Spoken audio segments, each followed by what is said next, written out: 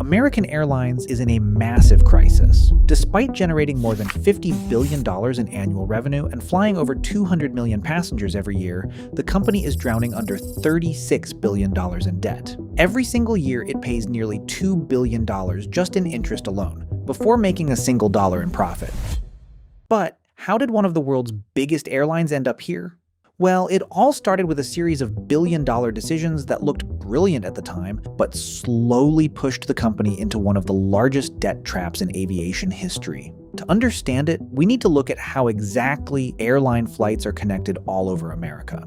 You see, commercial airlines do not operate from simple point-to-point networks. Flying a mainline 150-seat jet directly from Dayton, Ohio to Savannah, Georgia, almost guarantees empty seats and huge financial losses.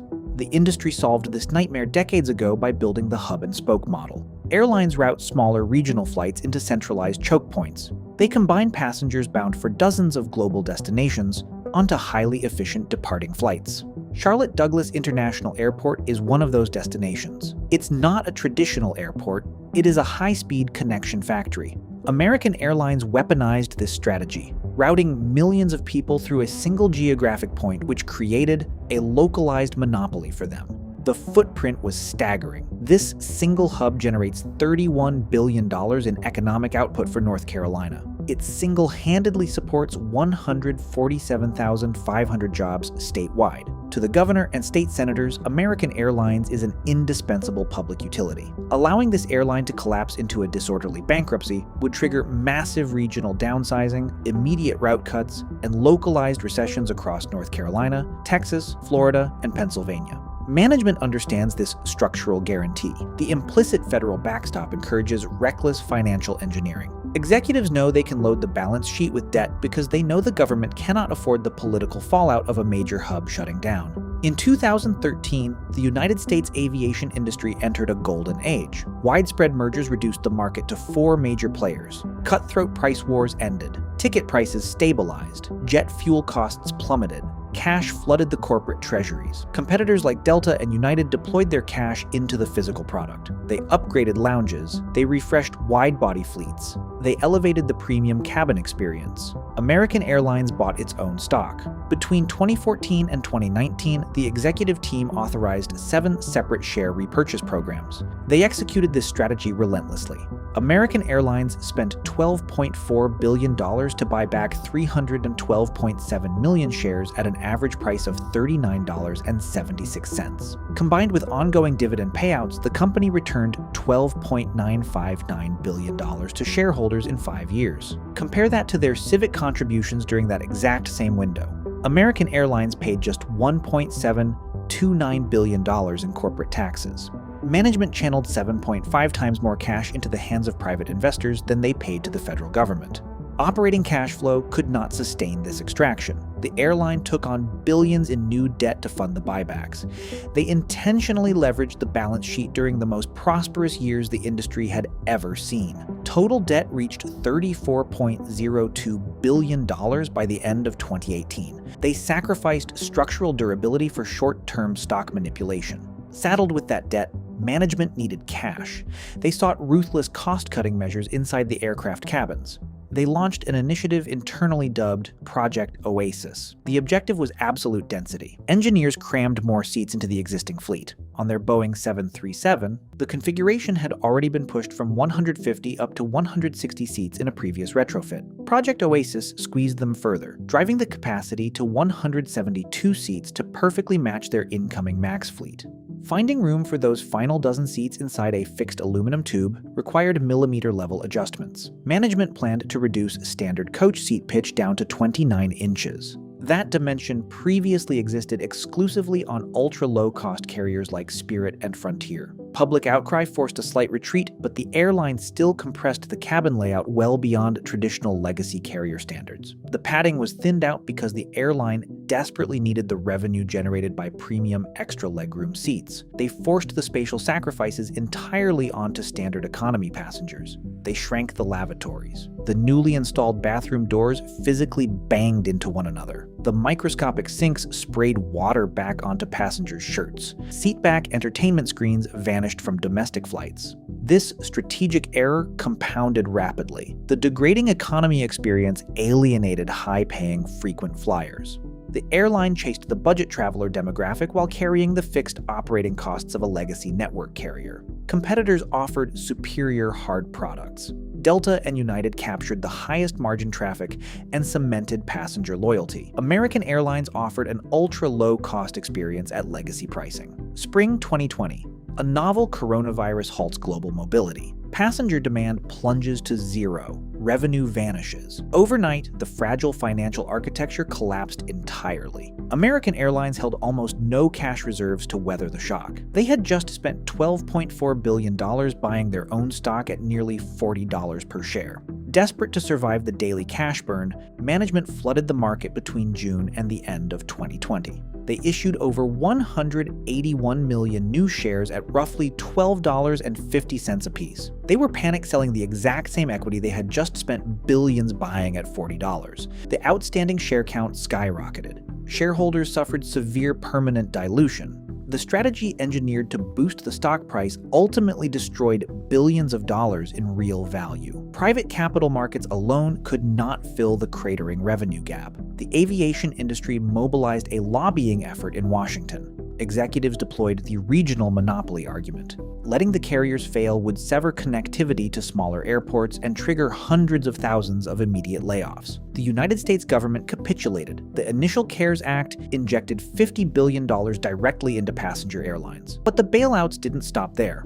Across 3 successive federal relief packages, American Airlines secured over $10 billion in total grants designated strictly for payroll support and negotiated an additional $4.8 billion federal loan to fortify its liquidity. The bailout validated the precise theory dictating the airline's pre-pandemic financial strategy. The hub-and-spoke model cemented the carrier's political invulnerability. Taxpayers absorbed the shock of the pandemic. Even with the federal bailout, the airline required infusions of private capital to maintain operations. Securing this capital required the airline to pledge its most valuable physical assets as collateral. Management mortgaged takeoff and landing slots. They mortgaged international route rights. They mortgaged aircraft spare parts. When the hard assets ran out, they mortgaged their intellectual property. Management utilized the A-Advantage frequent flyer program to secure multi-billion-dollar term loans. The A-Advantage loyalty program functions as a highly lucrative internal bank. Members earn miles not just by flying, but through co-branded credit cards and non-flight partners. Banks purchase these miles directly from the airline to reward credit card users. They pay in hard cash. This generates predictable streams of high-margin revenue. Wall Street analysts routinely value the A-Advantage program at roughly $24 billion. The market capitalization of the entire airline is often less than $10 billion. The loyalty program is literally worth more than the planes. By pledging this cash flow as collateral, American Airlines secured the financing necessary to survive, but they shackled their most profitable division to restrictive debt covenants. The notes and term loans secured by the A-Advantage program include strict debt service coverage ratios that rely entirely on the cash flows generated by consumer credit card spending. The airline essentially operates a bank that happens to fly planes. The combination of pre-pandemic corporate borrowing and emergency pandemic loans pushed the balance sheet to the breaking point. In 2021, total debt peaked at an apocalyptic $48 billion. The airline owed more money than the total value of its physical assets. They operated with negative shareholder equity. Facing this $48 billion mountain of leverage, CEO Doug Parker introduced the Green Flag Plan in early 2021. Management established a highly publicized target, reduced total debt by $15 billion by the end of 2025. The strategy yielded rapid results. In 2023, American Airlines reduced total debt by $3.2 billion. They ended the year with the highest free cash flow in company history at $1.8 billion. In 2024, the airline generated a record $2.2 billion in free cash flow, deploying the capital to eliminate liabilities. In the fourth quarter of 2024, American Airlines officially achieved its $15 billion debt reduction goal, crossing the finish line a full year ahead of schedule. The aggressive paydowns brought the total debt down to $36.5 billion. and recent filings show the company actively shedding leverage down to roughly $34.7 billion. Management successfully diffused the immediate threat of bankruptcy. Escaping the absolute peak of the mountain, however, did not cure the underlying disease. Reducing debt by $15 billion prevents immediate collapse, but a $34.7 billion burden guarantees permanent structural weakness. The cost of carrying this leverage acts as a relentless anchor. In 2021, the interest expense was $1.8 billion. By 2024, despite aggressive paydowns, compounding rates meant they were still bleeding nearly $2 billion a year in pure interest. The airline operates an entire global network merely to hand over billions of dollars to bondholders and banks. You can see the bleeding directly on the income statement. Recent full-year data shows American Airlines generating an astonishing $53 billion in total revenue. But after covering fuel, maintenance, and those crushing interest payments, their adjusted operating margin struggles to break 5%. The financial structure is so fragile that a single $985 million contract ratification bonus paid out to their pilots dragged their net margin for the year down to a microscopic 1.5%. The company clears barely over a single cent in profit for every dollar it makes from the actual physical transportation of human beings. Labor pressures compound the margin squeeze during the post-pandemic recovery. The Allied Pilots Association successfully negotiated new contracts. Management agreed to substantial compensation increases, matching the lucrative deals secured by pilots at Delta Airlines. The new labor agreements significantly raised the airline's break-even point without the premium revenue generation of its rivals. American Airlines assumes the high fixed costs of a legacy carrier without capturing the high margin yields necessary to sustain them. This financial rot is creating an all-out war with the workforce. Delta Airlines routinely pays out over $1 billion in profit sharing to its employees in a single year. That single bonus pool, reaching $1.4 billion for 2023, massively surpasses American's entire full-year corporate earnings. Desperate to cut distribution costs, management aggressively overhauled their corporate booking strategy, restricting how agencies could buy tickets. It backfired spectacularly. Corporate travel managers simply routed their highly profitable business flyers onto Delta and United, structurally damaging Americans' highest margin revenue stream. These failures exposed a blind spot in where the airline actually flies. As the pandemic receded, travel patterns shifted dramatically, and demand for premium transatlantic travel surged. Delta and United capitalized immediately, deploying their wide-body aircraft on lucrative routes to Europe to drive billions in profit. American Airlines missed the wave. To save cash during the pandemic, management aggressively retired dozens of their older wide-body jets, assuming new Boeing 787s would replace them.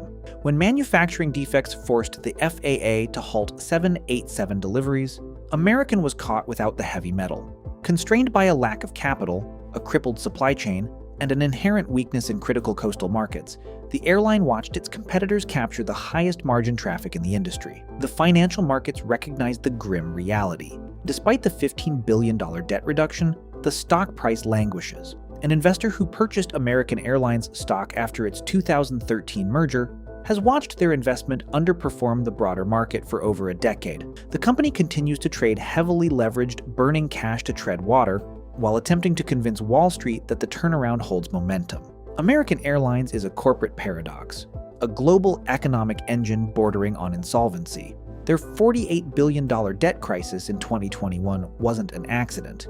It was the result of burning $12.4 billion on stock buybacks instead of improving their product. When the pandemic hit, they were bailed out simply because their massive regional hubs made them politically too big to fail. Today, American operates like a zombie corporation.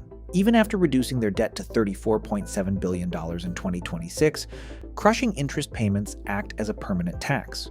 With razor-thin margins and a compromised product, the airline now flies just to service its debt. It relies on its A-Advantage credit card program to generate cash flow, while its rivals pull further into the distance. A corporation can be too big to fail, but it's never too big to pay the price for its own financial greed.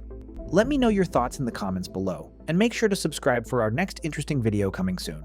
This is Kyle, and you are watching Beyond Economy.